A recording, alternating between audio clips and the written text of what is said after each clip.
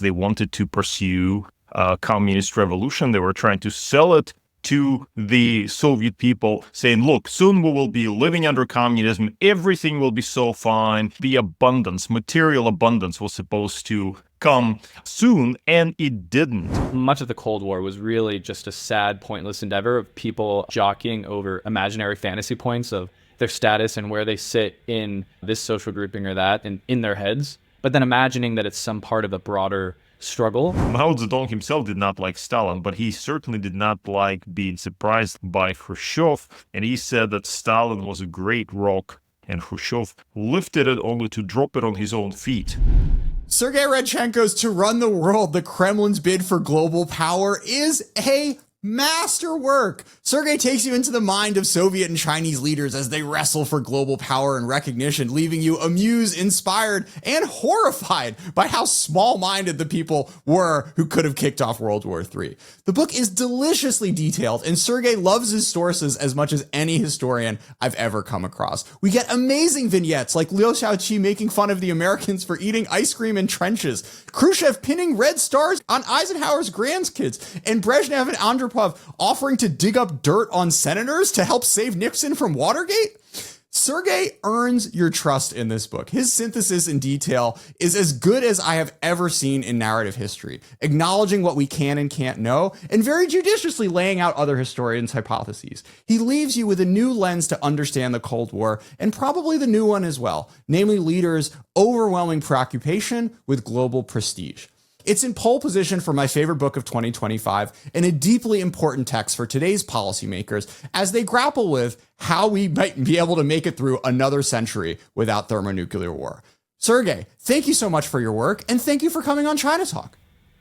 Jordan, really appreciate the great introduction, and thank you for reading the book. It sounds like you were excited reading it, and of course I was really, really excited writing it, although it took a long 10 years to finish it. But here we are, and I'm happy that the book is being read. Let's start with prestige. How do you define it, and is it anything bigger than just like schoolyard dynamics?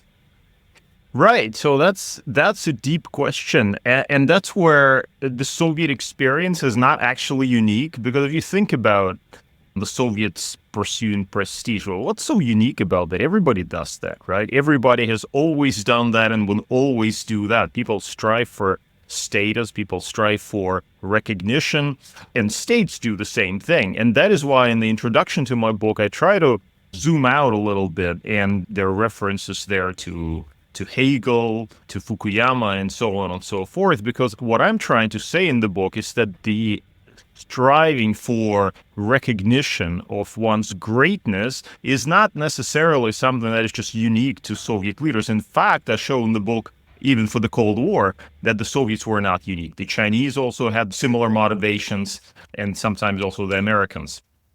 Maybe you can differentiate too between prestige and recognition, because prestige in a way could sort of be drawn from your own intrinsic abilities in a way that you might not necessarily, I mean, it is sort of social inherently, but how do you differentiate that between, what is like an earned prestige from your own strengths versus recognition, and how does that play into your book? We're starting to throw around all kinds of difficult terminology, difficult words. So recognition, prestige, what do these things mean? To add to complexity, I'll say that what the Soviets really wanted was legitimacy. Why is it that they want, look, once again, everybody wants legitimacy. I want to be legitimate. You guys want to be legitimate. We all want to be legitimate. The Soviets had a particular need for legitimacy, I think because perhaps of the lack of internal legitimacy. They had a project at hand, right, on their hands. They wanted to pursue a communist revolution. They were trying to sell it to the Soviet people, saying, look, soon we will be living under communism. Everything will be so fine. We'll all be so wealthy. It wasn't quite put in those terms, but the abundance, material abundance was supposed to come soon, and it didn't. It didn't because the Soviet project started to lose steam already in the late 1950s. It became increasingly clear that this was happening, and so there was this deficit of internal legitimacy. So because of that, maybe because of that in part, that they so wanted external legitimation. They wanted others to say,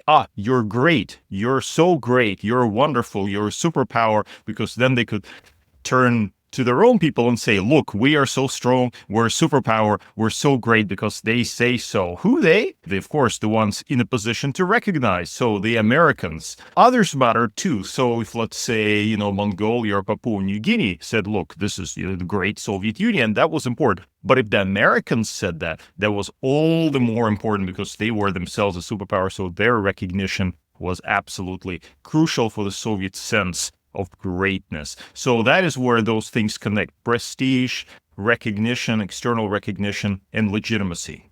I'm trying to understand what it is that legitimacy from an international perspective gets you. And I'm reminded there's some sort of kitschy phrase like foreign policy is domestic policy by other means. And I'm wondering how that leaves foreign policy if recognition is, this external validation is so important from a domestic standpoint. Is this what is driving it, or is there some other source that is driving this need for recognition and legitimacy? The maybe acceptable definition of legitimacy is that it is legality and justice put together somehow. So it's a term that reflects legality, so it's a legal position, and justice, i.e. you deserve that or something like that, right? So that is what legitimacy is about. I mean, the Soviets really wanted to be seen to occupy a place that they deserved, they thought that they deserved. So that is what they also tried to sell to their own people, saying, look, we are in this position, we're great, we deserve to be great, they recognize us as great, we are great legitimately. So all of that is very important, and that is to be distinguished from, let's say, raw power. I show in the beginning of the book how Stalin sometimes actually wanted legitimacy instead of raw power, because he could actually control certain territories. But listeners may not realize in some cases where he controlled certain territories, he would back off. He would back off because he wanted legitimation of his control, legitimate control, not just absolute control by sheer power. I can give you a couple of examples. So one example would be him backing out from the support of a separatist rebellion in Xinjiang. He did that, right? He supported the rebellion in Xinjiang, and then he backed out. He basically sold the rebels down the river, and he engaged in this relationship with the central government in China, because although that meant that he lost immediate control of Xinjiang, nevertheless, he acquired a certain sense of legitimacy for his other claims in China. So that is where power and legitimacy were in a state of an interplay. And sometimes, not always, but sometimes even Stalin would prioritize legitimacy over power. That is not to say that he would always do that, because there was a certain bottom line where he would say, no, I'm refusing to give up that particular thing or that particular thing because it's absolutely essential for my security or what I feel is absolutely necessary for the USSR. But sometimes he would say, no, okay, I will give this up if you recognize that whatever else I hold here is legitimate. And that is the essence of the Yalta framework, the Yalta system that was kind of constructed in 1945 and Stalin was very fond of and wanted to preserve.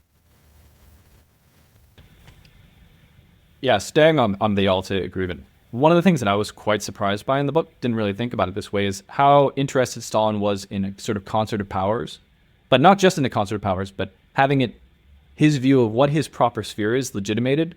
So maybe you could introduce the percentages agreement, because I think that something I didn't know about is very interesting.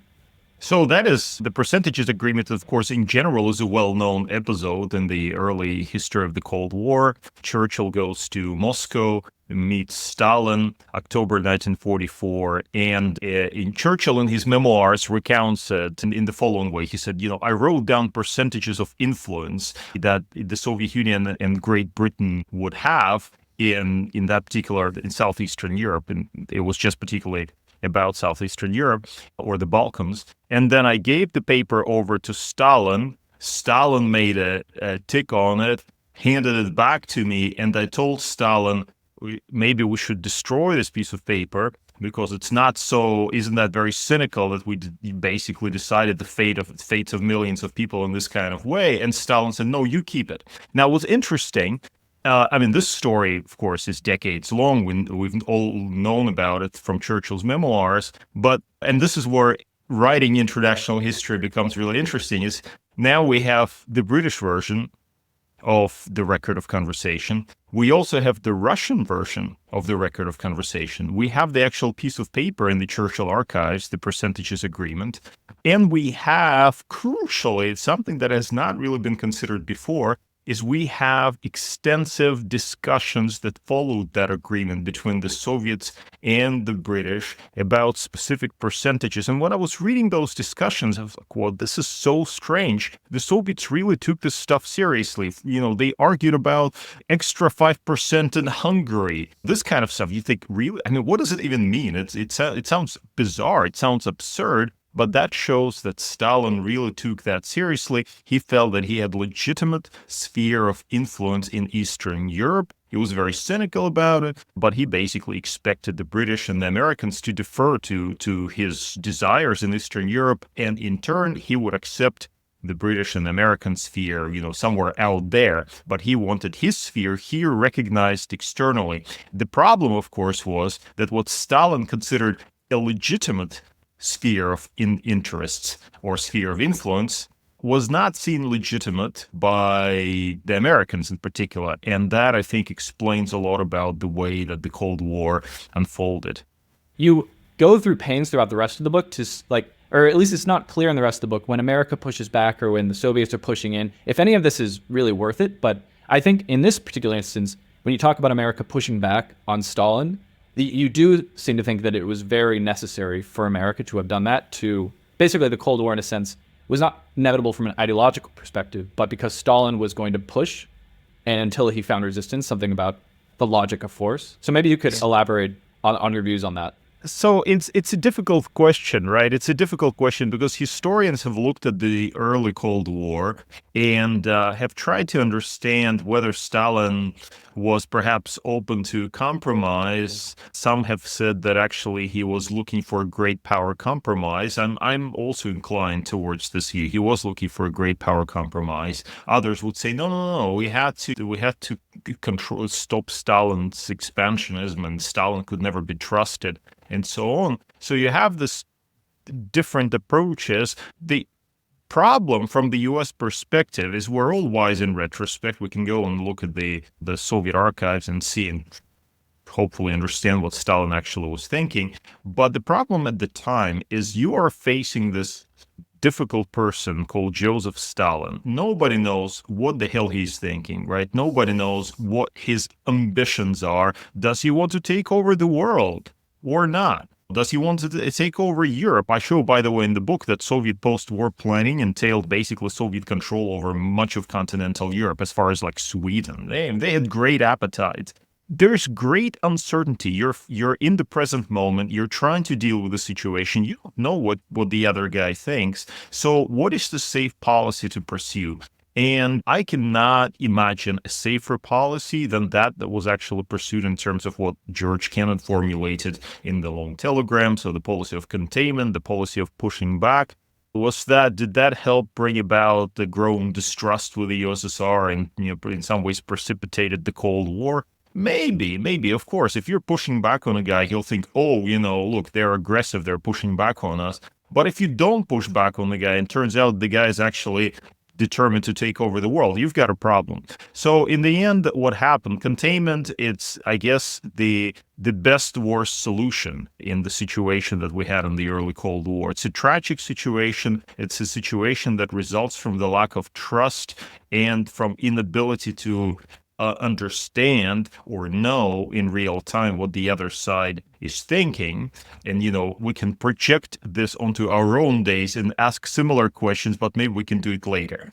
It's fascinating how you see these leaders ending up like resorting to the lowest common denominator of understanding the other side, where Stalin says the West only understand force. When you have an army, they talk to you differently. They will recognize and learn to love you because everybody loves force. Truman basically did the same thing. He was like, oh, I got a bomb. They got to listen to me. Like I can kind of bully him however I want. And there are moments over the course of the Cold War where you start to have leaders be able to maybe start to feel their way to slightly different dynamics where it's not just this whole idea of like, prestige and national power as this like inevitable gas that expands until you hit another great power that's going to push back on you. But, maybe there are different ways in which you can look at those points of contention and try to devise different operating systems. But, it's kind of remarkable and almost speaks to the argument of prestige being a gas that these two countries who had just fought a freaking world war together were not able to figure out how to get their interests to align in a way that wouldn't lead them down to what the world ended up having to live with for the next 50 years. Well, I think it's partly that, Jordan. I think it's partly just a different conception of the world. Like I said, Stalin started, and not just Stalin, we can get attached to the person of Stalin and say that he was paranoid and crazy and whatnot. But if you look at Soviet post-war planning, it was based on a kind of a 19th century imperial model. I.e., the Soviets get to control a lot of stuff, like the Russians in their time when the Russian Empire was expanding. Stalin was thinking in 19th century terms, very unremarkable given that particular historical period. Churchill was like that, by the way. The Americans were not thinking in those terms. The Americans were coming from a different perspective, and they did not want to allow the Soviets to basically put Eastern Europe into their pocket and walk away. It's not something that they look forward to. So from that, you already see a clash of visions for the post-war order, and multiplied by the lack of trust, multiplied by, let's say, security concerns and so on and so forth, you can see how you would have the slide towards confrontation. But there were also other things, like, for example, one point I raise in my book is I say early Stalin was hopeful, early sort of 45, 46 in the early post-war world. He was hopeful that the communists would come to power in many places unaided. So people would just vote for them because they're so popular, they're so wonderful. And then it turned out that in Eastern Europe, nobody thought that. So he had to falsify elections in Eastern Europe. And that sort of, that raises a question. In this case, it becomes much more difficult than to pretend like you can have some kind of cooperation between or coalition governments. And by the way, the same thing happens in Western Europe, where the Italian Communist Party, the French Communist Party were initially very popular, but then ultimately had to effectively leave the government. And so as a result, Stalin realizes that he will not be able to attain more pro-Soviet governments or Soviet-leaning governments through some kind of coalition partnerships and so on, and resorts to brute force. So that's another factor that I wanted to highlight. Yeah, but that kind of leads to the argument of like, look, if Stalin is expecting 70% of Europe and the West is expecting 70% of Europe, then like, was there ever really a way to find some happy medium if the sort of desires of what they wanted the world to look like after 1945 were fundamentally incompatible? And then, you zoom in very directly to this year 1947, where Stalin wakes up to the fact that unless he starts playing hardball, he might be losing on a lot more fronts than he was necessarily hoping to. But that kind of turn in the hypothetical where communism happens to be more popular and win elections, like, is this something the CIA even stands for in the first place? It's hard to imagine if that is Stalin's base case that you really could have ended up anywhere else. Well, exactly. That's why I'm so cautious. I'm not a revisionist historian who's saying, well, if only the Americans behaved themselves better and understood Stalin or, accepted Stalin's sphere of influence, then it would all have turned out fine. Maybe it would have, but look, another thing that we need to keep in mind is that Stalin measured his appetites as a result, in part, resulting from the policy of containment. If the Americans were not pushing back, who knows whether his appetites would have stayed where they are or would have extended even further. That is why I'm saying we don't know, and he himself may not have known at that time. That's why containment was the safe policy. It is a tragic outcome. Yes, it does contribute to the Cold War, but who can come up with a better policy than containment when you don't know who you're dealing with on the other side? And, frankly, looking at Stalin's paranoia and his dark view of the world and his, obsession with conflict and so on, it would have been a very unwise policy to try to indulge Stalin too much. I'm saying that as somebody who's read a lot of Stalin. I've walked away from this thinking, no, I'm not buying the whole revisionist thing. I'm not buying that. No, I think containment was a wise strategy. I love this little riff you go on in your book, which is a historical wrinkle I wasn't aware of, where Stalin was like, let's see if we can get some colonies in Libya. That seems kind of fair. Give it a shot. It's remarkable, isn't it? It's absolutely remarkable. Here, again, 19th century, European imperialism, European colonialism. That's how Stalin was thinking. Oh, Africa? Oh, of course. Let's have those other guys have colonies in Africa. Why shouldn't we have a colony in Africa? No, we can try our hand. I think Molotov said something like that. We can try our hand at colonial administration. And they, by the way, early on, they feel that the Americans had promised them something along those lines. And then when James Burns becomes Secretary of State, it turns out that he doesn't want to go that direction. And Stalin feels like his expectations were betrayed. Now, the Americans promised us, but now they're not delivering on their promise. But why? Why does he want this colony in Africa? Well, strategic reasons, maybe, yes. I would say even more important are these issues that we talked about, the issue of prestige, because look, you're a great power. Of course, you want to be in Africa. That's where all the great powers made their imprint on Africa. So that's why you want to go there. All right, so let's turn to Asia. Maybe start with the Hokkaido story. So Hokkaido stories is fascinating. Basically, what we have is Stalin gets this idea that the Soviets should help, quote unquote, help in the liberation of Japan, and proposes effectively landing on the island of Hokkaido. Now, remember, of course, in 1945, the Japanese control not just Hokkaido, but also what they call Karafuto, or the southern Sakhalin Island. That's a place where I grew up. And then the Kuril Islands as well. So the Soviets liberate those islands as a part of the Yalta Agreement. That was basically stipulated in the Yalta Agreement. But then Stalin says, oh, but we can also land on Hokkaido. There's a wonderful island of Hokkaido. Let's liberate Hokkaido as well. And he proposes that, sends a telegram to Truman. Truman basically says, there's no way this is going to happen. And Stalin, and this is remarkable, Stalin backs off.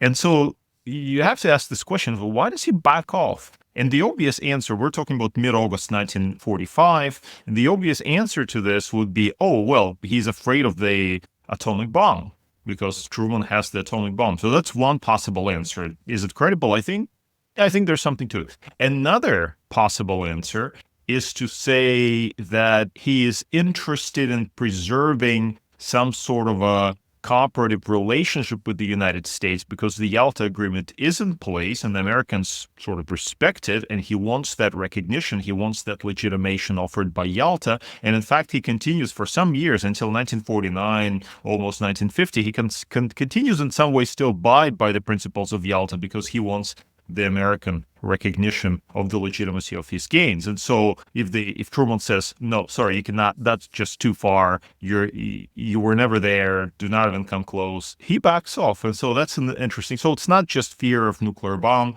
it's also concern about cooperative, relationship with the United States. It could be both. His history is multi-causal. Who had the gold? It was Japanese gold, right? The Japanese gold, this was a theory that he advanced at one point. I can't even remember now. I need to reread my own book. Didn't he say something to Molotov to the effect that, the Americans are trying to steal the Japanese gold or something like that? That's why they want Japan. That's why they want to control Japan. Stalin had this crazy theories that he would come up with on occasion. All right, so another kind of Stalin not going all in right after 1945 was the way he handled Mao and the nationalists. Let's apply these themes to how Stalin handled China through the Civil War. that is a very interesting aspect of Soviet foreign policy, which I think is understudied, because if you look at histories of the Cold War, they all sort of focus on Europe, on the German question, more or less, and few people actually go in the direction of China. And what you see in China's case is something actually quite remarkable. So the Soviet involvement with China, of course, predates the Second World War and goes back to the 1920s. The Soviets were helping both the Kuomintang and at one point were crucial to the establishment of the Chinese Communist Party. But then you have this period of prolonged confrontation between the Kuomintang and the Chinese Communists, and the Chinese Communists, following the Long March, retreat into towards northwestern China in a place, they're headquartered in a place called Yan'an. So that is where the end of the Second World War finds Mao. He's in Yan'an. He receives a telegram from Stalin in August 1945 saying, hey, go negotiate, go to Chongqing, which is the military capital of China, negotiate with Chiang Kai-shek a coalition government. And you can see how Mao would react to this. Like, what? Hang on just a second. We are not friends. We have had a very difficult relationship. Yes, there was a period of united front and so on and so forth. And during the war against the Japanese, they even in some ways cooperated, as we know. But Mao is not keen to have this sort of relationship with Chiang Kai-shek or to enter into a conversation with him. But he's basically forced by Stalin to do that, because Stalin, in the meantime, has concluded a treaty of alliance with Chiang Kai-shek. And that was a result of very painful negotiations in Moscow. Chiang Kai-shek sent Sun Tzu-wen, or TV Sun, who was the head of the executive yuan, to Moscow for those negotiations. And what Stalin was able to wrestle from Chiang Kai-shek was not only concessions in China, there's a discussion of the railroad that the Soviets sold to the Manchuria but now wanted back, but also, and crucially, he got Mongolia, because the Soviets had been controlling Mongolia for a long time, but de jure it remained a part of China. And now what Stalin wanted, he wanted Chiang Kai-shek's government to basically say, okay, we give up on Mongolia, and that is arranged in Moscow in 1945. So there's some massive concessions. Now, what does Chiang Kai-shek want in return for those things? Well, I mentioned one of those demands on the part of Chiang Kai-shek. That is the end of Soviet support for Xinjiang separatists, and Stalin agrees. Stalin's like, we don't know what's happening in Xinjiang. This is not us, although the whole war is being fought with the Soviet weapons and instructors, etc. It's like, no, that's not us. So basically, he gives up, he betrays those separatists in Xinjiang, saying, okay, we're done with you. And then the question of Mao Zedong comes up. And Chiang Kai-shek basically says that, look, you're supporting Chinese communists. And Stalin says, well, Mao is not really a communist. He's just, he's a nice guy, but he's not a communist. And so, as a result, what he's interested in now is effectively he gets his gains in China, he gets Mongolia, and he basically tells Mao to go negotiate with Chiang Kai-shek. Now, Stalin has to understand what this means. If Mao Zedong goes there and negotiates with Chiang Kai-shek, and there's a coalition government, we've been there, we've done that already before.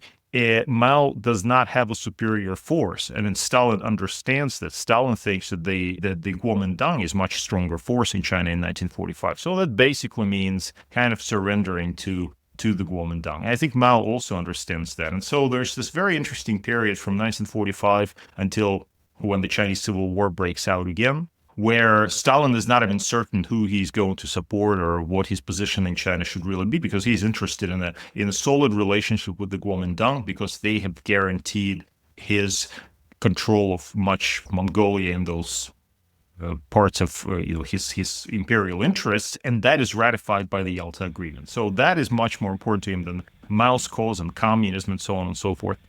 Later, he changes his mind, but that is because the Cold War starts to unfold in Europe, and he's thinking, okay, well, maybe he should stick with Mao Zedong after all. So, but that's a period that takes place, that's something that takes place over a period of time, which is why Mao later says, or said on numerous occasions, he said, Stalin never believed in the Chinese Revolution. He thought that I was half a Tito or something like that. And, Mao had every right to say that because Stalin did not believe in the victory of communist revolution. When it happened, it was a great surprise for him. So America also has sent George Marshall, at this point, there's a whole great book on this thing called Marshall's Last Mission or something like that, to basically try to ensure this compendium between the communists and the nationalists. And then you're telling us we have Stalin pushing on the communists to make this work. So what goes wrong?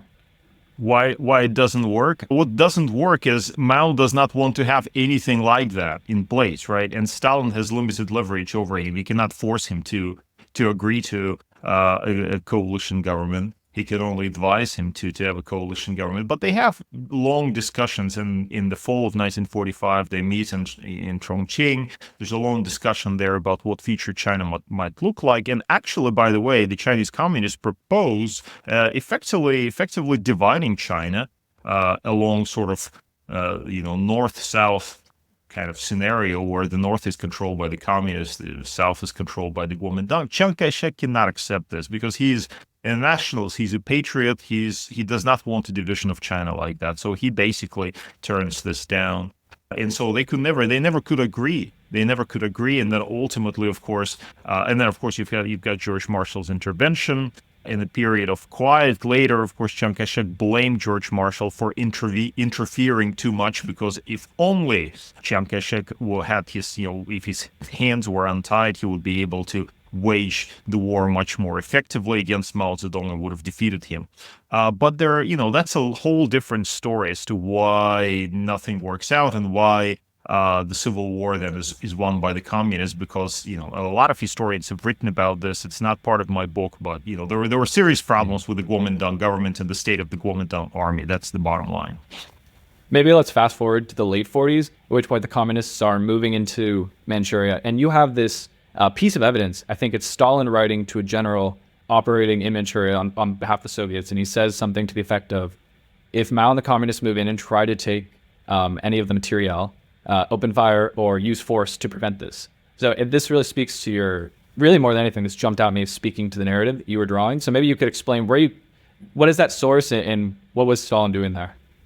So that comes from one of Stalin's telegrams. I think it was to Rodion Malinovsky, the instruction to Rodion Malinovsky, who later became the Soviet Minister of Defense, if I recall correctly. But the idea was, so in Manchuria, obviously the Chinese communists are trying to get into Manchuria because that's a very important base to have, and they're trying to occupy Manchurian cities. The Kuomintang government is obviously determined to prevent them from doing that. Now, the Soviets are actually in control at that time in Manchuria before they ultimately withdraw.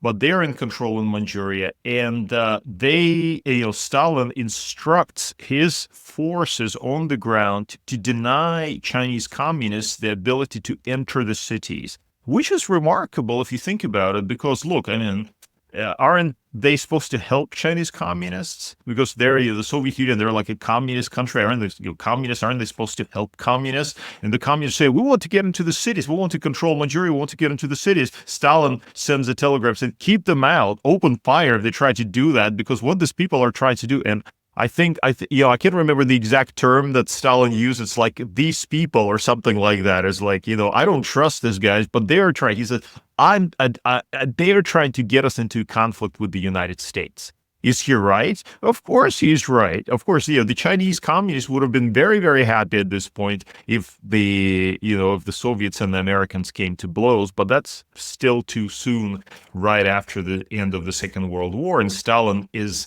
of the mind that he should A, avoid a conflict with the United States, especially over China, and B, work with the Kuomintang government. So he's sort of pursuing this, policy of great duplicity. He is tolerating the Chinese communists in the countryside, but he's keeping them out of the cities. And also the Soviets were helping communists, by providing them, supplying them over the border, etc. So I don't want to say that he completely rejected the Chinese communists. No, he was basically playing both sides, but it's very, very clear that he was, in fact, trying to keep communists from taking over cities in Manchuria. And I think that is really a new piece of evidence that contributes to our understanding of what his China policy, after all, was from 1945 until like 46.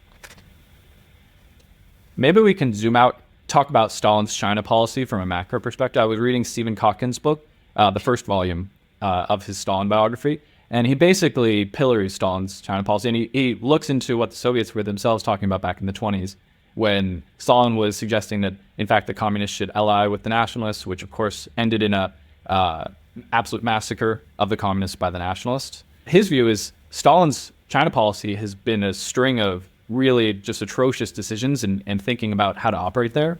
And how does this ultimately reverberate in Mao, thinking about his position vis-a-vis Stalin, someone who has, really screwed him in a number of ways, and who now comes into power in 49, but he has to have a sort of subservient position to Stalin as the long-term leader of the communist camp.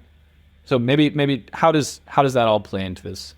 Well, clearly, Stalin and Mao did not really like each other, and Mao had very few good things to say about Stalin, but he understood that Soviet support was really important for the long-term survival of the communist regime in China, for recognition of the communist regime. And here I mean like literal recognition, because once the Chinese, take over, they need recognition from the Soviets. The Soviets, of course, are very keen to offer that right away, although not without some side stories. Like, for example, when the Chinese communists take over Nanjing, the Soviets follow with the retreating Kuomintang to Guangzhou, which, the Chinese communists are like, what are you doing? Even the Americans are staying in Nanjing. And the Soviets are like, you don't understand strategy. So anyway, but for Mao, it was essential. It was very, very important to get Stalin's support, Stalin's diplomatic recognition, Stalin's recognition of Chinese communists as a legitimate regime, because, the Soviet Union was one of the great powers, and their recognition was, again, this factor of recognition comes in and becomes very important. But also aid. So Mao counted on Stalin's aid in the reconstruction of China, on Soviet protection, and so on. So that there are all kinds of good reasons why, despite his, I would say, not particularly good feelings towards comrade main master, as Mao called Stalin, he still went along and respected Stalin in a way that I think I say that in the book, in a way that in a large family, perhaps a son would respect his father in a kind of a Confucian way almost, although Mao, of course, always liked to emphasize that he was not a Confucian, but it's almost like he's paid respect without really liking Stalin very much at all. Yeah, I don't know if you saw that in the book, but I dug out this absolutely hilarious document, which I quoted from, which was Mao sent his wife Jiang Qing to Moscow. And she was there in 1949 and, undergoing medical treatment. And she wrote letters to her beloved chairman. And then, of course, these letters are in the Stalin archive in Moscow, which obviously shows that they were being read and delivered to Stalin. But the funniest thing is Jiang Qing surely knew that they were being read. So she would start the letter with, "Oh, my, dear beloved chairman, I miss you so much, loves and kisses." And then she would say, "Oh, we have to be very clear in our condemnation of Tito's revisionist clique," or something like that. It's like, okay. So it was very important for Mao to actually prove to Stalin that he was a loyal supporter, that he was not a Tito who could betray him, and so on. So that's what he tried to do. Very pragmatic on his part. But yes, he did declare in 1949 that he would lean to one side, the Soviet side, which of course led later to historians debating this moment, asking, well, was there a lost chance? Was there an opportunity for the Americans to stay in China and avoid 20 years of disengagement? And back in the 90s, when these debates were being held, the conclusion was by most historians, people like Odarny Westa, people like Chen Jian, and others was that no, there was no lost chance because Mao was so ideologically connected to Stalin, and also he had in mind this project of Chinese communist revolution that was so important to him. He had to clean the house before inviting guests, i.e. kick out the Americans and then sort of carry out his revolutionary transformation and so on and so forth. I'm not 100% sure about this because, I don't think anything is definite until it actually happens.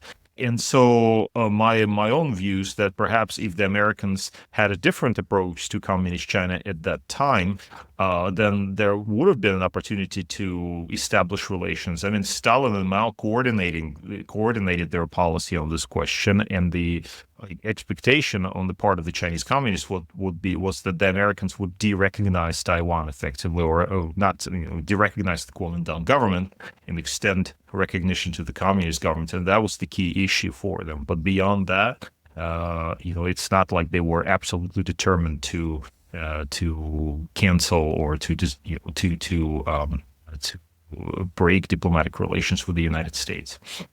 This like older brother, younger brother, father-son dynamic between Stalin and Mao plays out really wonderfully the way you talk about, the face-to-face meetings they have where Mao gets like really disrespected the first time he goes to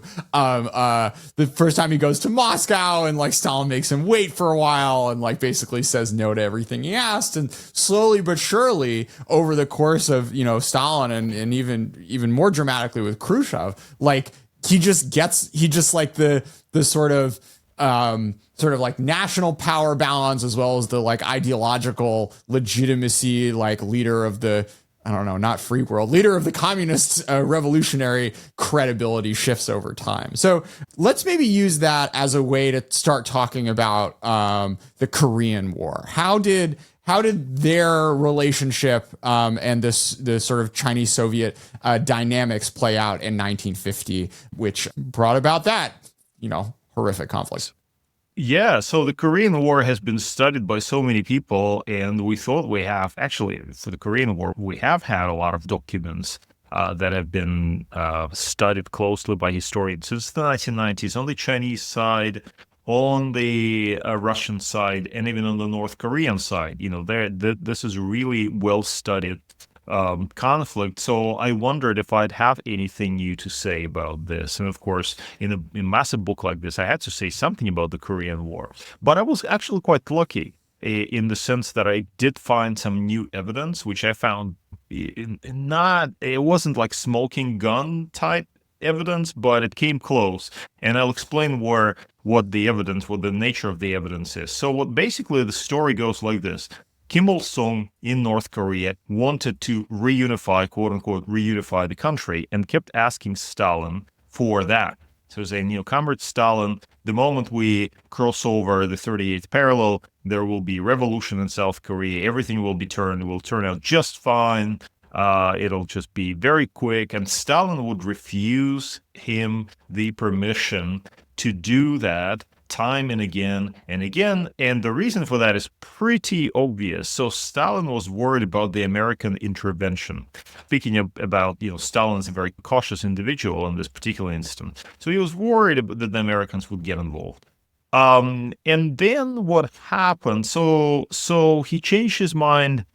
It's not exactly clear when he changed his mind, but we know that when in late January 1950, Kim Il-sung, there was a reception. Kim Il-sung was a little bit drunk, went up to Shtikov, who was the Soviet representative in Pyongyang, and said, we want to, reunify with South Korea. Shtikov reported that to Stalin. Stalin sent a cable back to Shtikov for informing Kim Il-sung that, this matter requires preparation. So that is already a yellow light, not a red light, a yellow light. And then, of course, Kim Il-sung later went to Moscow, and they effectively agreed that the invasion would start. The big question for historians is why?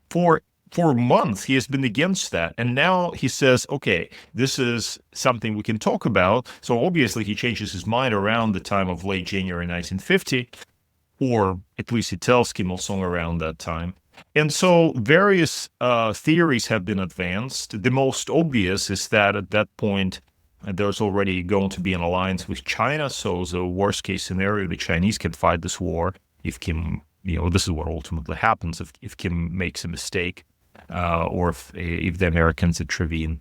But I think if Stalin thought that the Americans would intervene, he would never have actually authorized Kim Il-sung to do that. So the question is, why does Stalin, from thinking that the Americans might intervene, changes his mind in thinking that they will not intervene?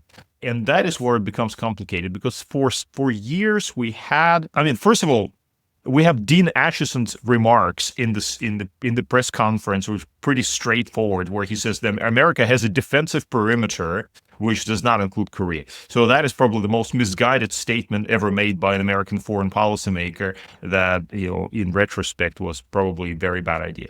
But beyond that, there's been a speculation by historians that Stalin had spies who had access to debates, at the center of American power in Washington. The problem with that is, of course, we didn't have any evidence. We can just say, oh, yeah, of course, Stalin has spies everywhere. Of course, that's how he knew about certain things like NSC 48, for example. What I found was very interesting. So I was reading a discussion between Mao Zedong and Anastas Mikoyan in 1956 during the 8th Party Congress in Beijing. So Anastas Mikoyan comes to Beijing in September 1956. They're having a discussion. Stalin is dead for more than 3 years, right? And suddenly, so the discussion turns on North Korea. And Mao says, why did you agree to let Kim Il-sung cross over and start the war? And when I saw this, like, that's a moment right there. That's very interesting. And Mao himself did not know, like, what is going on? Of course, Mao did not know, right? Stalin did not inform him. So, and then I see Anastas Mikoyan's response, which is, our intelligence intercepted cables by the Americans that said that they would not intervene in the conflict. So that is super interesting, because you get that one little piece, one acknowledgement, one little piece of information that then you can weave into the narrative and say, actually, the role of intelligence was very, very important, because that is, this is basically from the horse's mouth. Mikoyan says that 3 years after Stalin died, he said, actually, yeah, the reason we did this was because we misinterpreted the intelligence that we intercepted. So that is where it all goes wrong. But the nature of the intercept, I couldn't find that in the archives, right? By the way, this document, Mao Zedong and Mao Zedong's conversation with Mikoyan, that's actually from the Chinese archives, not the Russian archives. So when I went back to the Russian archives, I couldn't really find anything about that. It's probably still somewhere locked away in the KGB vaults. My thinking is this is one of the places where there might be a lesson for today that sort of screams at you most clearly. So do you think Joe Biden was sort of playing 4D chess, learning from Dean Acheson when he kept making these mistaken, what people would then say, oh, that's not really what he's saying. This is, we're gonna protect Taiwan. Well, yeah, so that's a whole different conversation. Strategic ambiguity or strategic certainty or whatever is better. I don't know. The discussion has been like this, right? That if Biden remains unclear or maintains ambiguity about what the United States would do, that might potentially trigger Chinese intervention, because they will underestimate the American resolve to defend Taiwan. If, on the other hand, he said very straightforwardly that we will actually defend Taiwan, then this would tempt the Chinese to test American resolve by invading Taiwan. You can twist this argument in any number of ways. I mean, the bottom line is this: that you have internal debates, you have also external communication between leaders, you have statements that can be misinterpreted and often are misinterpreted. And so the way that we slide into conflicts and wars is sometimes by misinterpreting what the other side wants us to do or will do or will not do, by underestimating the other side's resolve. The best example of this from our present situation, is that Putin underestimated the resolve of Western powers, and particularly the United States and the Europeans, to help Ukraine. He underestimated the extent of their commitment, although that commitment has now sort of starting to fade away, or has already faded away in some instances. But certainly in February 2022, he did not count on that sort of commitment. Why? Well, because, Crimea was a different story and nothing happened really after Crimea. So you kind of learned from that. Well, it turns out that it's a very different response here, right? A very different response. So it is in the early Cold War. There would be strategy, one type of strategy, and then the Soviets would do something completely reckless, like the Korean War would start, and that would reinforce this thinking in the United States. The Soviets must be confronted. We should push back against them, even in a place like Korea. So from not mattering to anyone and nobody being able to find it on any map, suddenly Korea becomes the center of American attention, and people are going there to die on behalf of the free world. Who would have thought? But that's a change of attitude, and it happens over weeks and months. Yeah, I mean, this is one of the big lessons I took away from your book, is that the leaders, you're playing this weird game, because you're right. Dean Acheson said it. He probably believed it. And then it happened, and the politics changed. And everyone decided that, it's one thing to sort of project it out, but when you're faced with it, and you're faced with the news, and you're faced with the headlines, and you're faced with the threat to the prestige in your gut that all of these people weigh so heavily, then folks alternate. And I think it's also remarkable, how you illustrate with going so deeply into these leaders and their profiles that they kind of don't even know what the plan is half of the time. And oftentimes you kind of see them winging it. And so even the idea that you can try to guess what your adversary is doing and sort of play 3D chess about that, when they, in their heart of hearts, or even, their number 2 lieutenant is still kind of maybe he'll wake up and want to do X instead of Y. It's just a wild thing to really try to internalize, that there are so much unknowns where one of the paths leads to the end of humanity. Well, exactly. And that's the weird thing about Cold War history. Things could have taken any kind of, terrible turns. They could have also turned out better than they ultimately did. We did have terrible crises during the Cold War, and at those particular moments, I think we should be grateful that leaders, despite all of their confusion and inability to understand what the other side is thinking, or maybe because of it, actually decided to de-escalate and pull themselves away from the brink. I think that is, that is also something that should be acknowledged. One of my lessons, and I think this might be the bridge from Stalin to Khrushchev, is just, especially when you get to Khrushchev and beyond, how much these prestige battles just, it makes me think much of the Cold War was really just a sad, pointless endeavor of people sort of jockeying over imaginary fantasy points of their status and where they sit in this social grouping or that, and in their heads. When they're getting pulled in by third-party players into their own games, but then imagining that it's some part of a broader struggle that they have defined for themselves amongst their own group. But I feel like the Korean War is a little bit of an interesting point, because this is where America comes to push back, and what ends up happening is we now have a divided Korea, fast forward to today, and it seems like to me, of all the potential interventions, one of the most worthwhile from the Cold War. But then you look to other cases, Vietnam being an example. This is an atrocious intervention. So I'm wondering how you think about that, when America decides to push in and when it becomes this sort of really costly and pointlessly costly endeavor versus something that was worthwhile.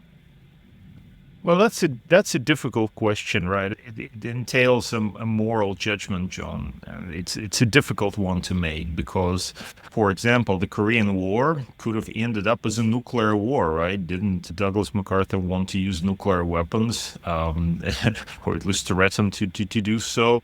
It could have, but it didn't. And so let's say if it did, and we ended up having, a nuclear catastrophe in Northeast Asia, would we be better off dead rather than red? It's difficult to say. So in the end, it kind of worked out, despite, by the way, millions of casualties, right? It was a terrible, terrible war that was enormously destructive. And so many people died. But we can say in retrospect, and look, the Americans stood up to defend freedom. not quite democracy, frankly, because Sigmund Rhee regime was not exactly a democratic regime. But in retrospect, kind of years and decades later, it all kind of worked out. So was it worth it? Probably. And but by the same token, you might even say the same thing about Vietnam. One of the things I discovered while looking at the Soviet documents. The Soviets, by the way, had a remarkable access to the Vietnamese Politburo. Somehow they had like spies there or something, because in the Soviet archives you have speeches of Politburo members, Vietnamese Politburo members, right? So internal documents, also all sorts of things from Vietnam that you would not expect. You think, okay, the Soviets clearly knew a lot more about what was going on.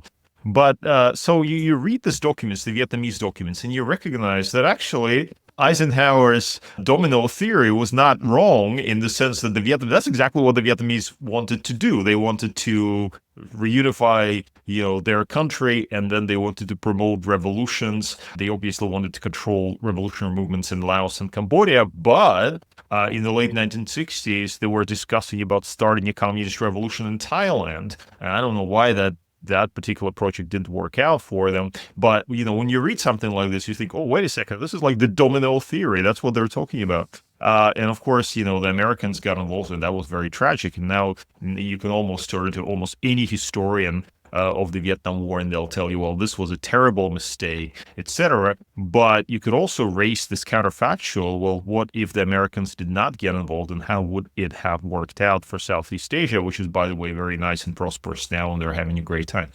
So all of that is to say is that, those are hard judgments, right? Very, very hard judgments. I was thinking when I was reading your book that there is a fine line between describing these players battling for prestige, and just narrating, one side actually there was a domino theory, the other side correctly presumed that there was a domino theory. But where do you draw the line between, objectively analyzing that each one is engaged in this game, and is there a place to step out and say, well, you can analyze this correctly, but you don't necessarily need to engage in the game, and sort of, I guess it goes beyond the realm of a historian, but it was something that I was trying to think about for lessons of today. I mean, we're not in any sort of domino theory, but no, exactly. No, that's exactly right. So, okay, you might pose this question. Okay, the domino theory. Vietnam was interested in taking over Southeast Asia.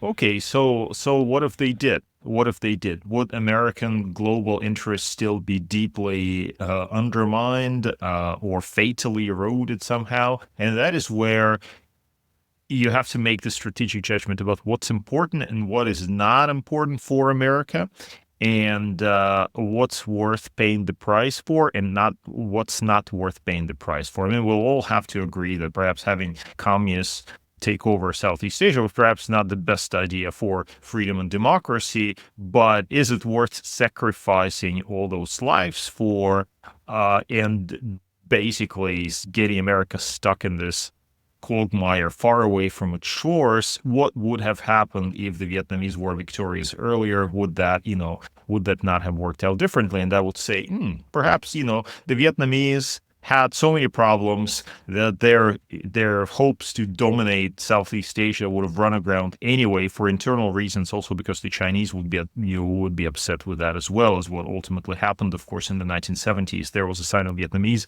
conflict over this. So maybe the Americans should not have gotten involved, precisely because this was far away from their core interest. Well, what about Korea then? Then you might come back to Korea and say, well, that is also far away from America. Should the Americans have gotten involved in Korea, or should they should have just followed Dean Acheson's advice and stuck to their defensive perimeter? So it's all about kind of strategic judgments, and it matters today as well. It matters today because today we might ask the following question: how, let's say the Russians overrun Ukraine and establish a puppet regime or annex Ukraine or something like that.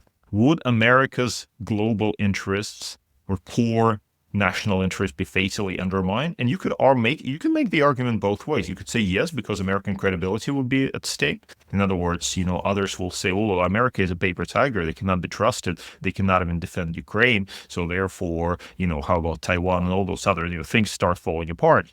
Or you might say, actually, it doesn't really matter. Ukraine is far away from America's core interests. America's core adversary is China. That's where it should be focused. And some people will argue that exactly and have been arguing that.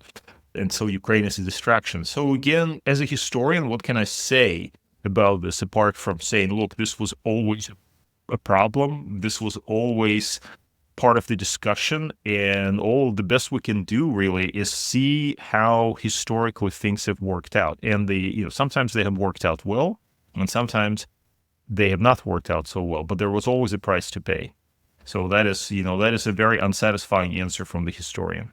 It's not unsatisfactory, but I would also draw on the domestic aspect as well. I mean, you go to pains to show how much it undermined the Soviets to spend so much of their effort and attention in these third world competitions that ultimately were of not little significance. And we still feel the effects of the United States from our voyage into Vietnam in terms of undermining faith in the government. So I think that's another aspect that also needs to be considered. Well, that's right. I mean, the Soviets, by the way, were ultimately the losers of the war in Vietnam. You'd think the Americans were the ones who lost out, but as I argue in the book, actually, it's the Soviets who lost out because they thought they won, but actually what they got is they got this ally who they constantly had to pay for, and there was a gigantic drain on Soviet resources. They just kept paying for the Vietnamese and paying for the Vietnamese, and the Vietnamese said, oh, sorry, you have to forgive all those loans because, we cannot do anything. And so that actually contributed to the Soviet overextension. So who's the winner then? That's a big question. Let's reel it back to the Stalin-Khrushchev transition. I love how you painted how the sort of fight to kick out Beria ended up, how there was this fork in the road where like Germany could have ended up in a different place, but everyone kicking out Beria ended up making that path toxic. What should people reflect on when understanding that power transition? So that is really interesting, very interesting period. By the way, that's something we still don't know all that much about. We know enough, I guess, from the memoirs and recollections of people like Nikita Khrushchev about what actually happened. We have the film, The Death of Stalin. That's where most students, I think, learn about Beria's demise from. But anyway, the problem was, by the way, in that for that period, sort of late Stalin and up to maybe 53, 54, the problem is we don't have sufficient documentation. Not that it's not available. I think it just doesn't exist. So things like Politburo records, what they were discussing in the Politburo, the Presidium, as it was called, we don't have that. So there's some gaps in the record, and we don't really know. But there is an interesting story about Germany in all of that, right? So in around this time, the Soviets get this idea that East Germany should perhaps not try to build communism. It's not working out so well.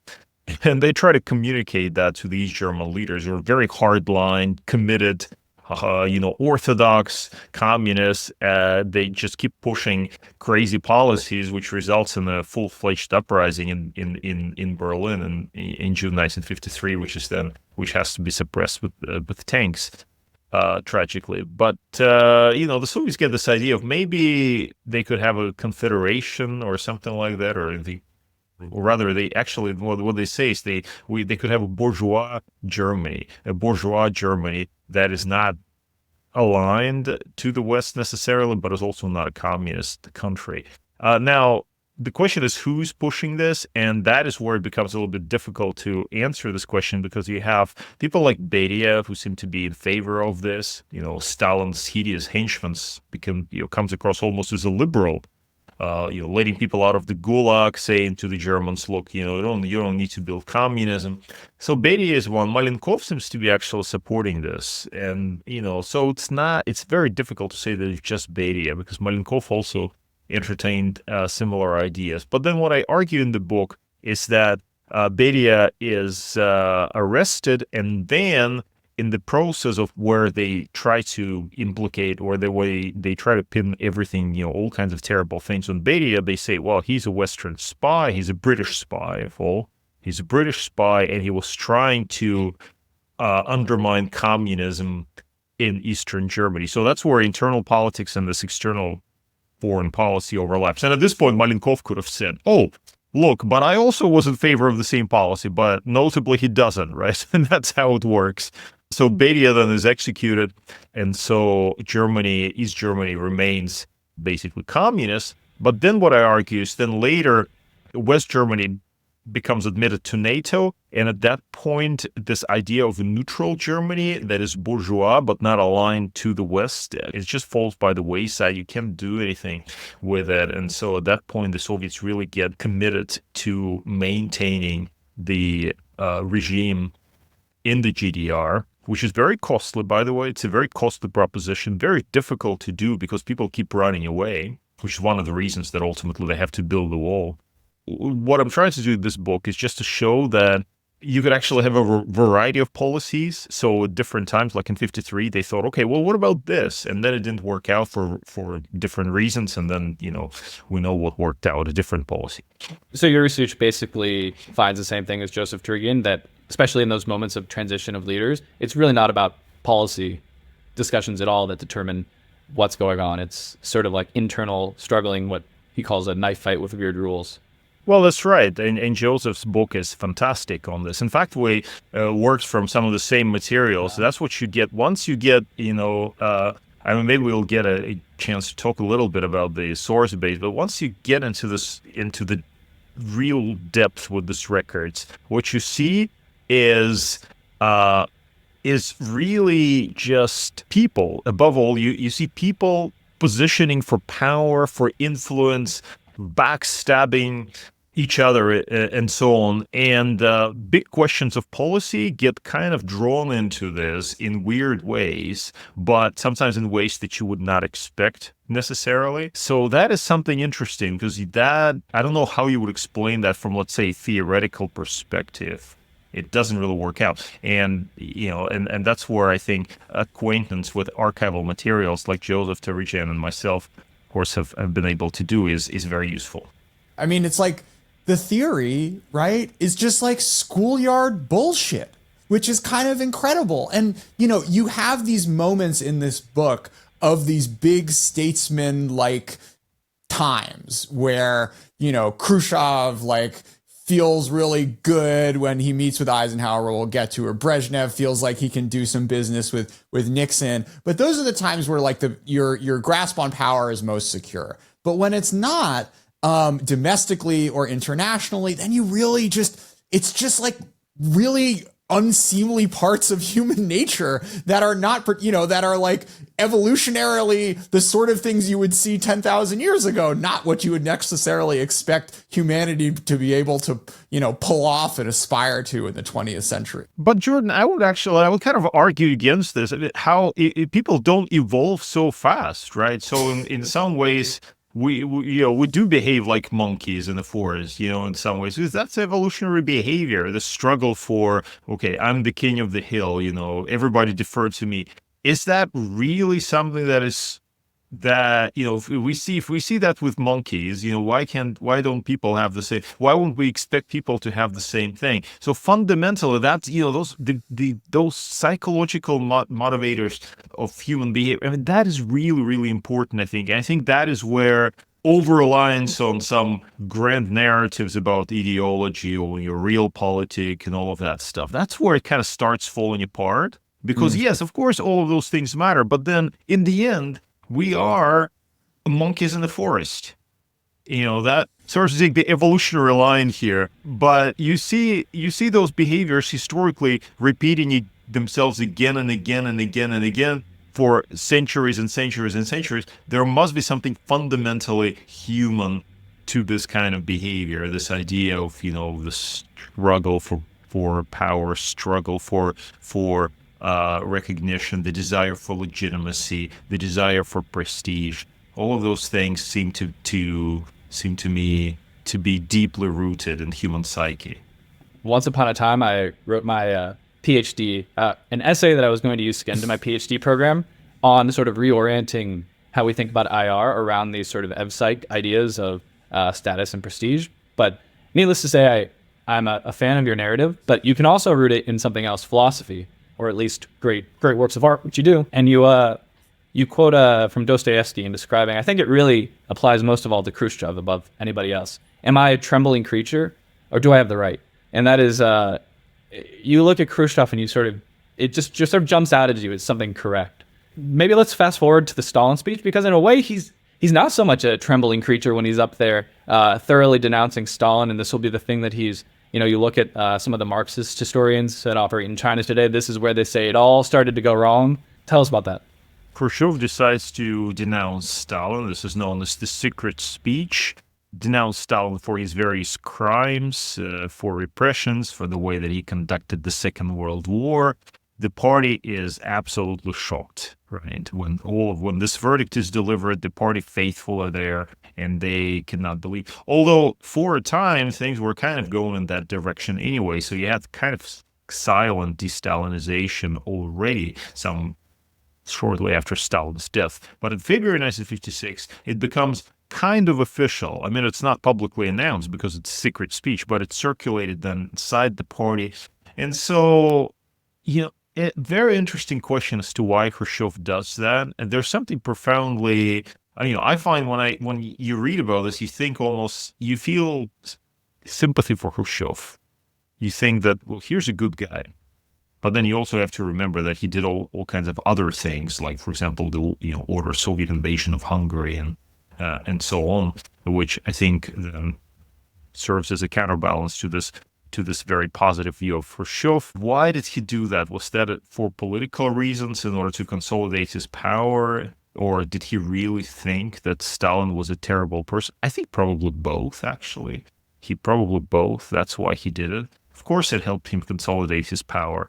But there's no reason to think that he was lying when he was saying that Stalin was a criminal.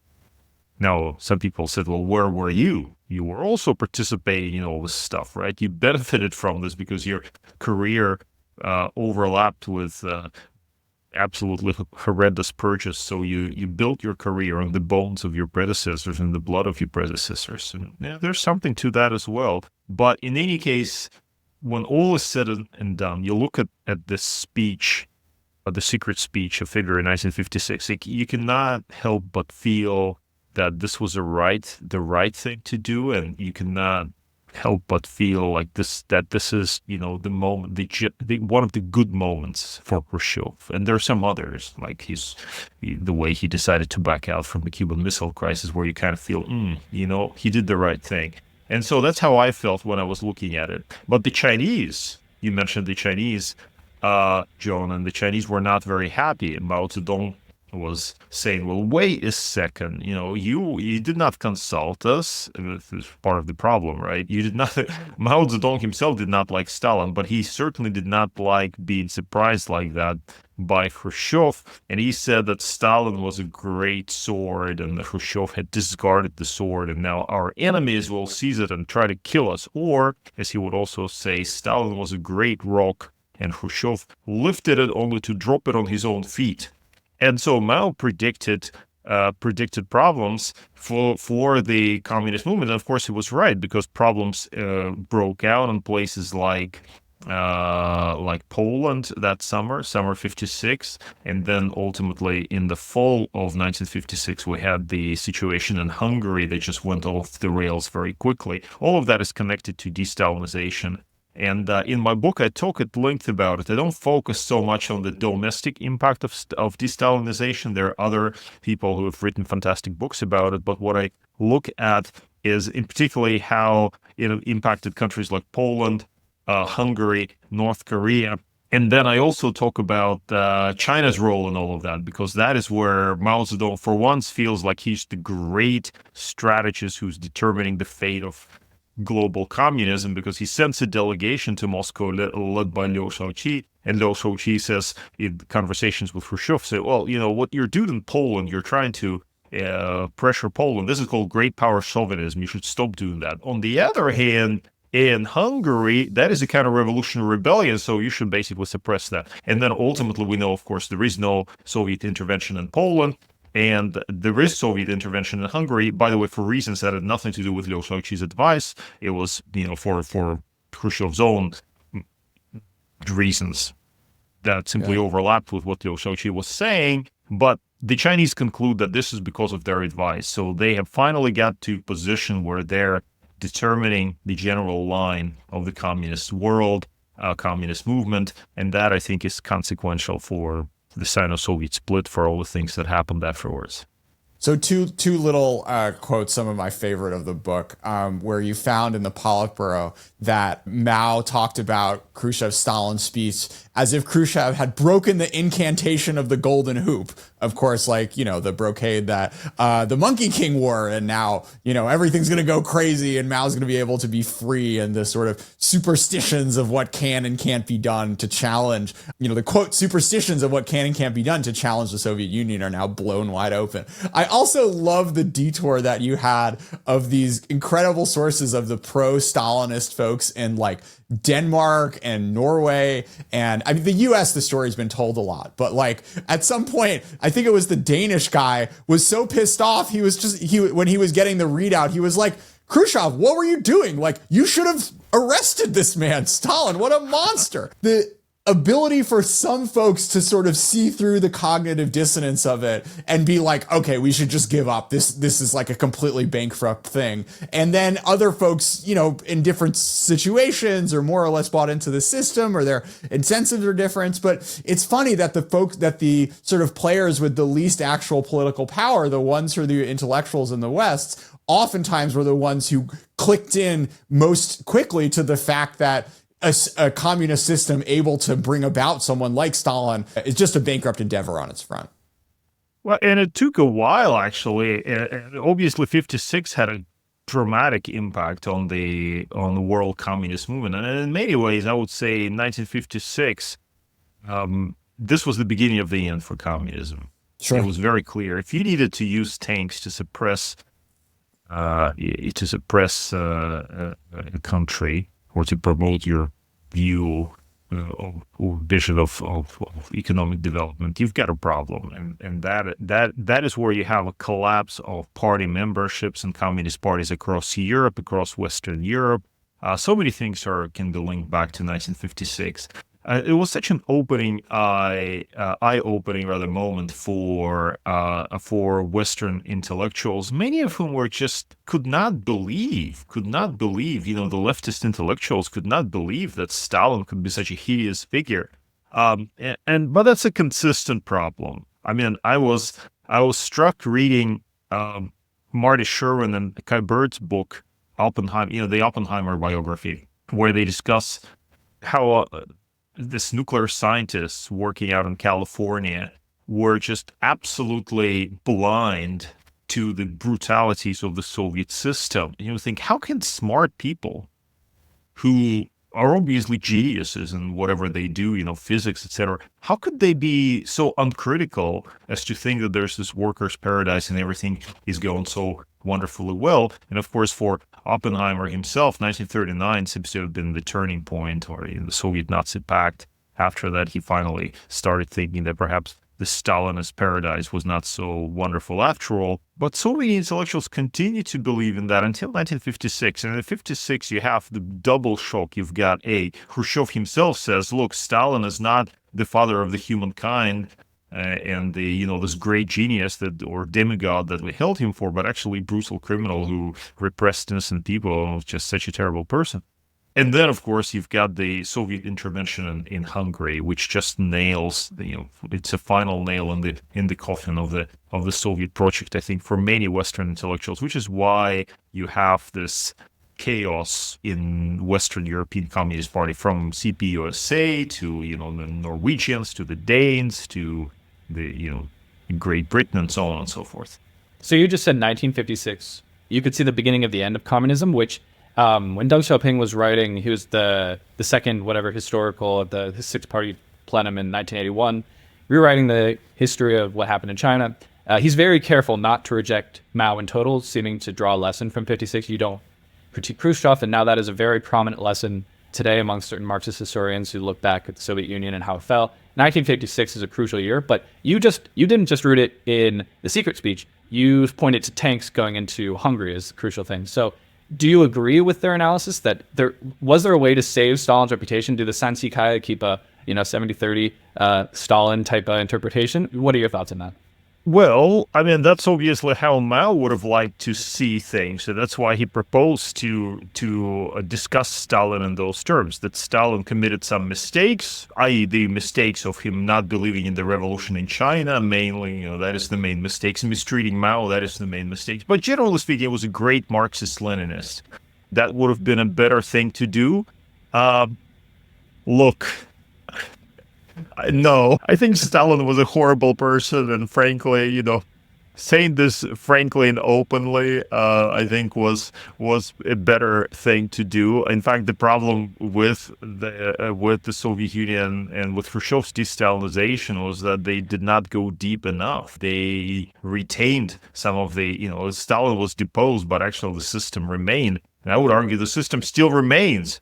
And is that a good thing? I don't think so. I don't think it's a good thing. I think, there needs to be a different approach to people like Stalin in places like Russia, and to people like Mao Zedong in places like China. But of course, the Chinese will say, we are careful. We don't want to undermine the legitimacy of the communist state. That's why we still print Mao Zedong on our money, and that's why his portrait hangs over the Tiananmen Square, because he's the founder of the Chinese state. And if you say that he was a horrible criminal responsible for the deaths of 35 million people, well, but look, maybe this will delegitimize the Communist Party. Are they wrong? I think they're probably right. Of course it will delegitimize the Communist Party. Nothing delegitimized the Soviet Communist Party more, though, than their failing economy. And I feel like you mentioned not de-Stalinizing. There was the Sovnarkhoz reform, which could have did radically restructure, got rid of the ministerial planning apparatus. I feel like if it's going to be chaos, but if you're going to go down that route, like get away from the Stalinist planning system at some point, can take you to maybe like an early modernization, but they never did seem to get out from under it. Well, John, Khrushchev's reforms, of course, brought about a lot of chaos in the USSR, constant restructuring, compressing ministries, taking out whole parts of the apparatus, etc. I say in the book that Khrushchev was like this guy who felt like the communist project was really great project, and you have to tinker it with it here and there. You take out a pin here, put something here, and then it'll work just fine. Which the problem was that it just fundamentally just wasn't working. So I think that realization took some more time to creep in finally, and that's already after Khrushchev. But we can see the key point, as John, you rightly pointed out, is that the Soviet project was not delivering for the Soviet people, and it was not delivering enough, because the Soviets set themselves up not just with the claim that we'll just improve the standard of living, because actually the standard of living was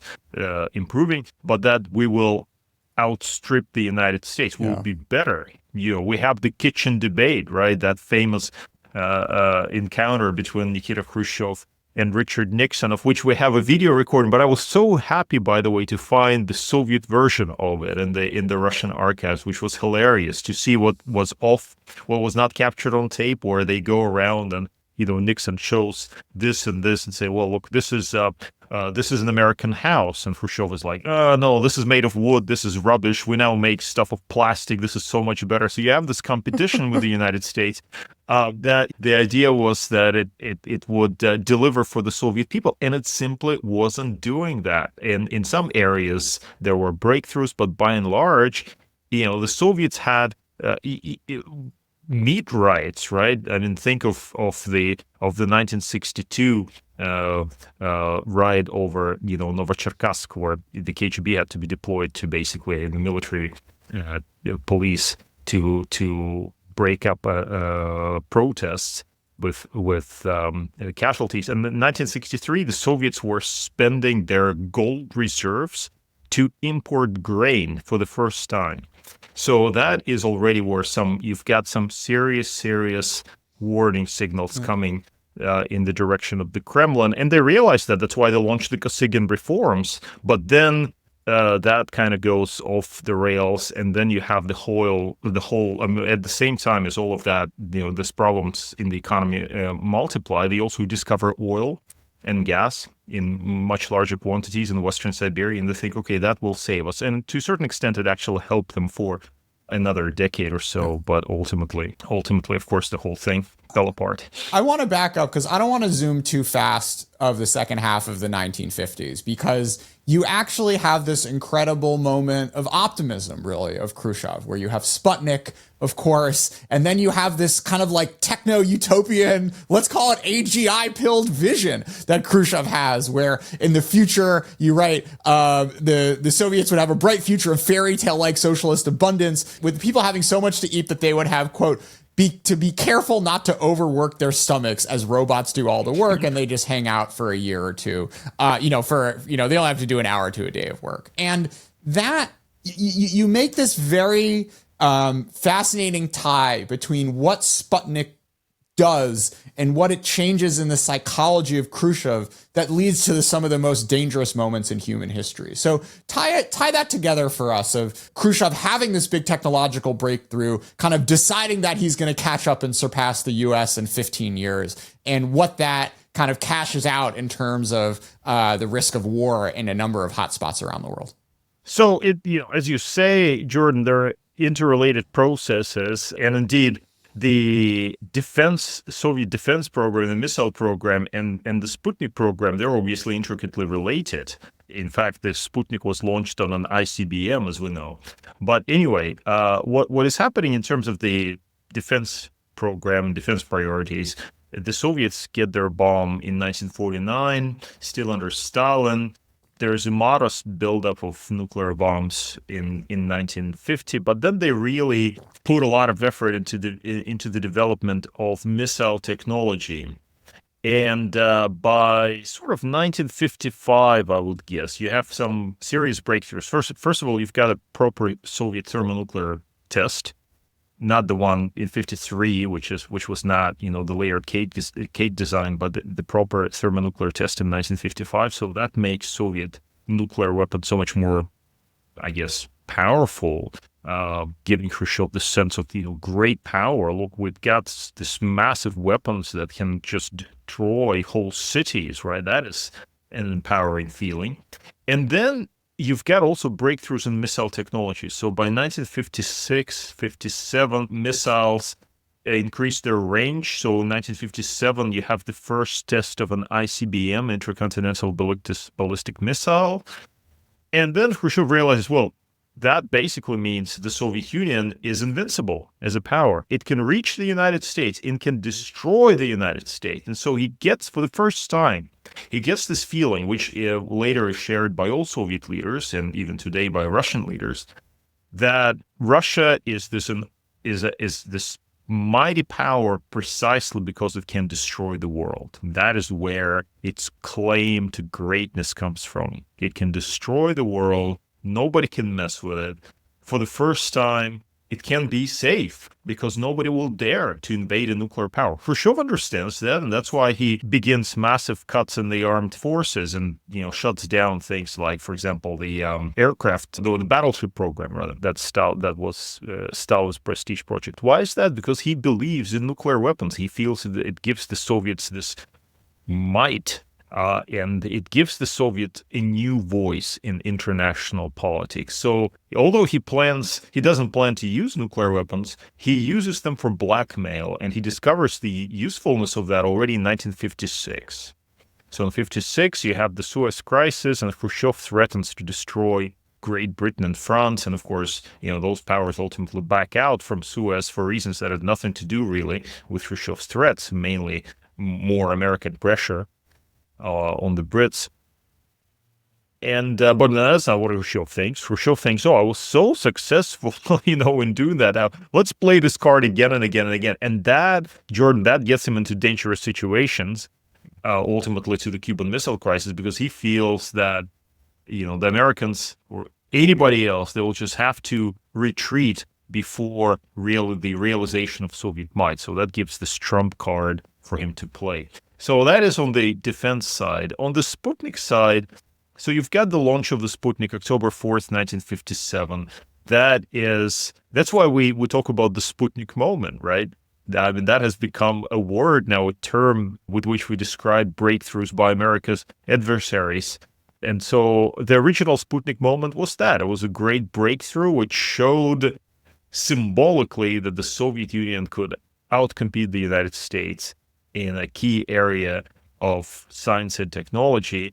Unfortunately for the Soviets, they were not able to capitalize on this, they were able to capitalize on the Sputnik. What they were not able is to provide sufficient investments in scientific and technological terms into their own economy, where their economy would compete with the United States. I mean, there were structural problems with the economy as well, and it just was not competitive. So that Sputnik moment kind of fades away fairly quickly. But what remains is the Soviet nuclear threat, which is real and which becomes ever more serious as the time proceeds. Yeah, I think the Cuban Missile Crisis. Now that is, you mentioned before, maybe one of the most still hotly debated historical occurrences. I mean, from the U.S. perspective, of course, it's so important. The Sputnik moment you mentioned draws into that. The other thing that draws into that is the sort of menage a trois, which is China, the U.S., and Soviet Union, and how those constellation of competing battling for greatness, especially amongst the Soviets, who seem to have a trickier game to play because they're balancing their great power aspirations between the US and Soviets. They're balancing leadership over the communist revolutionary world between themselves and the Chinese. So they're trying to do this double dance, and it sort of comes to a very dangerous head in the Cuban Missile Crisis, with sort of that process playing into Khrushchev's decision to sort of try to woo over Fidel Castro. So how does that, bringing in the Chinese, the competition for prestige dynamic, sort of change to some degree how we think about the Cuban Missile Crisis? So, John, that's a great question. And of course, Cuban Missile Crisis is a very overstudied episode of the Cold War. What I contribute in my analysis is precisely this Chinese angle, which I think is very interesting. We haven't really been talking enough about that. If you think about the Cuban Missile Crisis, what questions are we still trying to answer? The first question that we're still trying to answer is, why did Khrushchev send missiles to Cuba in the first place? And there are different competing theories about it. The prevailing American theory for years and years was that it's strategically necessary for the Soviet Union because Khrushchev realizes that his ICBMs, for all the Sputniks of the world, the ICBMs are not particularly good. They're not accurate. They're just problematic. And that's true. And so you have to put intermediate range ballistic missiles in Cuba in order to target America more accurately, reliably. So that has been the traditional explanation for why Khrushchev made this decision.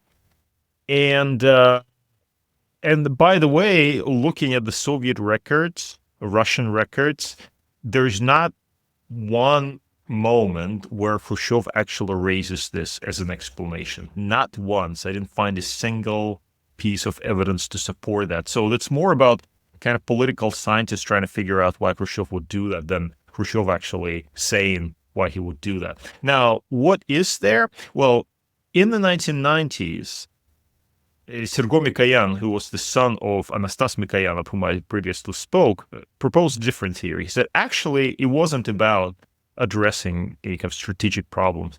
It was about saving Cuba because, of course, of the Bay of Pigs and the fear that the Americans would take over Cuba, a realistic fear, let's be honest, right? So Khrushchev wanted to save Cuba. And is there evidence for it? Now, if you look at the Russian records, including the Presidium discussions, you actually find evidence for it. If Khrushchev says on at least two occasions, says we just wanted to save Cuba from American invasion. So that is very interesting because it does support this particular theory. Now, what I do in my analysis of this is I ask, why is it that he wanted to save Cuba? Why is he so obsessed about Cuba? What's that about? And I argue that because he is in the situation of a competition with China, where the Chinese are saying, look, the Soviets have betrayed revolution, they're so weak, they're not standing up to American imperialists enough. Under those circumstances, losing Cuba, which is basically a socialist country at this point, run by, a wannabe revolutionary, a real revolutionary wannabe communist, that would be unacceptable to Khrushchev. So he's worried about this, right? He's really worried about the Chinese angle. And there's so much evidence for this because throughout the crisis and after the crisis, he's very, very sensitive to Chinese criticism, and he keeps talking to the Cubans saying, don't believe the Chinese, don't believe the Chinese, we don't want to sell you out, we are the only ones who are actually helping you, and so on, and look what the Chinese haven't done anything for you anyway. And of course the Chinese have made their own inroads into Cuba because they're talking to Che Guevara. Che Guevara has a very close relation with the Chinese ambassador. Anyway, so that's a big challenge for Khrushchev. And then bringing us back, so taking, putting China aside and bringing us back to this other angle about prestige and the Soviet fear of desire for recognition, for greatness, there's another interesting piece of evidence which I connect to my theory about Khrushchev wanted to be treated or feel, he wanted to feel like an equal of the United States, and that is, he would say, there was basically, when he was making the decision to send missiles, it was in the context of a discussion of the American missiles in Turkey. So from his position, the Americans had missiles in Turkey. Those were nuclear missiles, Jupiter missiles that were located in Turkey. The Americans had those missiles. Why couldn't the Soviets have missiles? That's not fair. What is this? What do they think? What do they think? So Khrushchev made a comment to this effect. He said, we will effectively give the Americans a little of their own medicine. That's how he put it. We'll give the Americans a little of their own medicine. Now, if you psychoanalyze this phrase, what does that mean? Does that mean that he's really concerned about strategic problems or something like that, or the idea of reliably hitting Washington? He never wanted to use nuclear weapons to begin with anyway. No, it's more about, why is it that the Americans are allowed to do this, i.e. have missiles next to our borders, and we're not allowed to do that? So that brings in this question of equality, the question of, our status, our greatness. We are on par with the United States. We can destroy them. Therefore, they should not, expect special treatment. So that's how I describe the opening phase of the crisis, and then the relevant chapter also talked about the crisis itself, how it unfolded. I was very fortunate to have access to absolutely remarkable materials, which I think add to our understanding of how Khrushchev ultimately decided to back out from this situation. And the key piece of evidence, I think, is that he really thought that Castro was going off the rails at one point. After Castro proposed to nuke the United States in the first strike, which, by the way, Castro later denied, saying he never meant anything like that. But that's how Khrushchev understood Castro at that time. And Khrushchev was like, what? What is he talking about? This guy's crazy. And so that is where you get, Khrushchev at this point just gets scared, thinking, And also one of the things that you find in the Russian archives is you see just how early Khrushchev decided to back out. So you've got the speech, the quarantine speech on October 22nd, 1962, and then Khrushchev dictates a letter to Kennedy on October 25th, already basically effectively backing out of the crisis. So it only really just lasted for 3 days. So that is very interesting in itself, just analyzing Khrushchev's language, what he was concerned about, and so on and so forth. And all of that stuff, by the way, is now available in Moscow for researchers. If anybody wants to go there, I don't recommend. The dynamic you see in the Cuban Missile Crisis is one that plays out over a lot of these crises, where you have lots of other actors, very influential ones, saying, let's just send some nukes. Like, it's the path of least resistance. Like, it'll solve our problem. Like, we'll be able to do it. We mentioned it earlier in the Korean War context, and it happened here as well. But you do seem to see this other very human reaction where the person who actually is going to make the decision oftentimes seems to be the only one who is really weighing what the second order consequences mean beyond just like the narrow military theater level advantage you might get by being the first one to pull the trigger. Yeah, well, that's the point, right? You've got the responsibility, so you have to make that decision in the end. The Soviets had all kinds of plans for using nuclear weapons in Europe, to wage nuclear war. They practiced for it. They carried out tests, military exercises with the use of nuclear weapon. So the military planned for it, but they didn't decide on these things. It was the leadership that had to decide on this thing. I mean, meaning Khrushchev ultimately, because the responsibility was in his hands. And when he looked at what he could potentially be authorizing, he was worried. This is where personal psychology becomes so important. I talk about a very interesting episode in the book about how Khrushchev contextualized his decision on the Berlin crisis and how he brought in his experiences from the Second World War. And the stories about Nikolai Vashugin. So we're back in 1941. The Germans have invaded the USSR, and this guy Nikolai Vashugin, who's one of the commanders on the Soviet side, comes to Khrushchev, says, "I've lost my tank army." And Khrushchev says, "Well, what do you propose you to do?" And Nikolai Vashugin pulls out his handgun and blows his brains out in front of Khrushchev. And it's obviously a dramatic story, but what's interesting is that Khrushchev recounts the story in the context of his decision-making on the Berlin crisis. Why is that important? Because Khrushchev realized that human rationality had limits. Why would this guy blow out his brains like that? Was that a rational thing to do? No. Well, starting a nuclear war, is that a rational thing to do? Well, it's not, but still people might do that. And that, I think, added to his reservations. And that's why, despite all the nuclear plans, despite, the exercises, the trading, the availability of weapons, and so on and so forth, Khrushchev did not plan to fight a nuclear war. And he was reasonable in thinking that he will not want to fight a nuclear war. And by the way, the same also equally applies to the other side. So think about President Eisenhower's approach to the Taiwan Strait crisis, the second Taiwan Strait crisis in 1958, when the Joint Chiefs of Staff were basically putting the nuclear option on his table, saying, "Here, use these weapons." And Eisenhower's like, "No, this is not something I'm willing to consider." Because he's the decider, right? He's the decider, as George Bush said.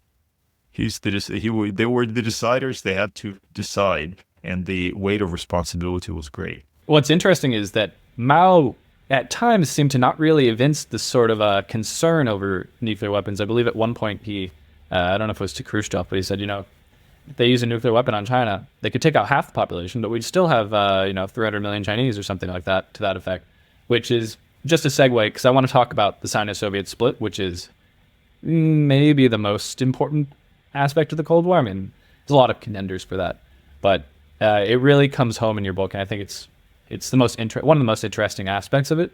And I want to ask you about the debate of, what was the origin of it? You mentioned ideological potential debates, but you don't really find that convincing. So because it also bridges from, it starts under Khrushchev, but comes to its most actually a literal war under Brezhnev. Talk us through that a little bit. So again, this is one of those things where historians have debated for years and years and years, including myself. I've written another book on the subject called Two Suns in the Heavens, where I contended, I had a particular view on why the Sino-Soviet split happened. And then we have people like Lawrence Luthi, for example, who's a good friend of mine from McGill University, who's written a different book where he argued for, about the importance of ideology. And so, but this debate goes back to the 1960s. And of course, in line with my general skepticism about ideology, I argue that that's not really what mattered all that much. And that's counterintuitive, because there was a lot of propaganda, a lot of ideology on both sides in terms of, their one side accusing the other of revisionism. That's what the Chinese were saying about the Soviets. They were revising Marxism-Leninism. The Soviets were like, no, the Chinese are dogmatics. And so there was so much stuff produced in various proclamations and statements and letters that you would think, well, that is obviously an important thing. But I think that's not what really drove this relationship, but what drove the split.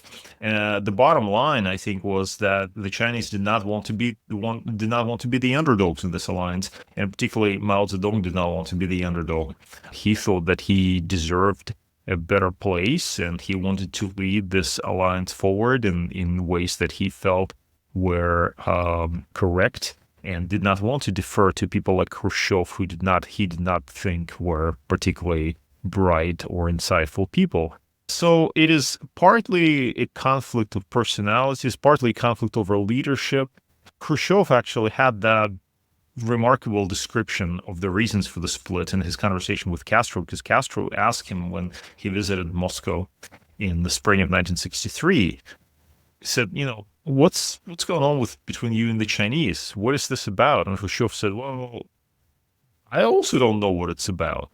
They say they're against World War. We're against World War. They say they're for revolution. We're for revolution. So all of that, none of that actually makes sense. And then he advanced this theory. He said, actually, the Chinese want to play the first fiddle. He totally goes off the rails, because that is where it's one of the most fascinating snippets of Khrushchev that I ever found. He goes into this theory of how even in a circle of friends, you have a few friends, and some of them are just naturally smarter, and you have various degrees of intelligence, and you have different colors of hair and things like that. And it's almost kind of, well, it's not almost, it's actually quite explicitly racist, right? So he basically felt, look, the Chinese, who are they? We are the ones who had the communist revolution. We are the ones who had won in the war against Nazi Germany. We've launched Sputnik into space. So why are the Chinese trying to claim leadership from us? It's just not reasonable. We are natural leaders. So that's where I see the basic issue. And so from Khrushchev and into the Brezhnev era, you had the situation where the Soviets were determined to maintain their primacy in this relationship, and also they were hoping to return the Chinese over, back to their proper place. So they felt the Chinese had erred, and eventually the Chinese will recognize the error of their ways and repent and come back under the Soviet leadership. So that is one of the reasons that this continued for a long, long time. And it was really only under Gorbachev that finally Gorbachev said, we don't want you to be younger brothers. That's not, we're not interested in that. So they've rebuilt, they rebuild the relationship on a more equal basis. And I believe one of the key points of criticism was when Khrushchev realigned towards saying we're going to have peaceful competition or peaceful coexistence, and the Chinese were saying no, we should heighten tensions, especially when it comes to the U.S., which becomes even more ironic 10 years later, of course, with the Mao-Nixon rapprochement. Well, I know, and that's the whole point. That's why, I'm a little bit skeptical of ideological explanations, because you're like, okay, the Chinese, they feel the Soviets are not revolutionary enough, and then what do? They invite Nixon to Beijing, and Mao says, I like writers. That's an actual quote. I like writers, in conversation with Nixon. So, what does that make of various ideological disagreements that they have? That's a good question. All right, so I think, are going to leave it here at part one. We're somewhere around like the late 50s, early 60s. We haven't even talked about the archives. We haven't even talked about growing up in Sakhalin Island. We haven't even talked about all these other idiot historians who do terrible jobs with all this stuff. We haven't talked about the Taiwan Straits crises, lessons for Cold War, tying it more directly to like U.S.-China relations today. So, oh my God, this is just the most fun. I think we need another 2 hours. We definitely need another 2 hours. All right, Sergey, this was a real treat. Can't wait to have you back. Oh, so we end every episode with the song. Do you have a favorite, like, Stalin or Khrushchev era song that we should use as outro music? Stalin or Khrushchev era song. That's an interesting one. Something lighthearted. How about «Главное, ребята, сердцем не стареть»? Do you know this one? It's about explorers of the taiga. We talked about this Soviet moment of optimism when they were, pushing the limits of science. They thought that they were on the cutting edge, and at the same time they were pushing east as well to develop like oil reserves and gas reserves. And they thought, that the Soviet Union is so full of riches. So this is a song about these people who fly across the taiga, across Siberia to some remote outpost. And the guy says, well, It's anyway. It's a long story, but it's very optimistic. It's an optimistic thing, saying we're kind of building communism. Everything will work out. So he left a woman or his love of his life back in Moscow. He says, "Don't worry about it. You can sort of pass your love with the planes or something like that." I can't exactly remember, but anyway, it's a very optimistic song compared to a lot of the Stalinist patriotic music that I would rather not hear. Awesome. All right. Talk soon. Thank you so much, Sergey.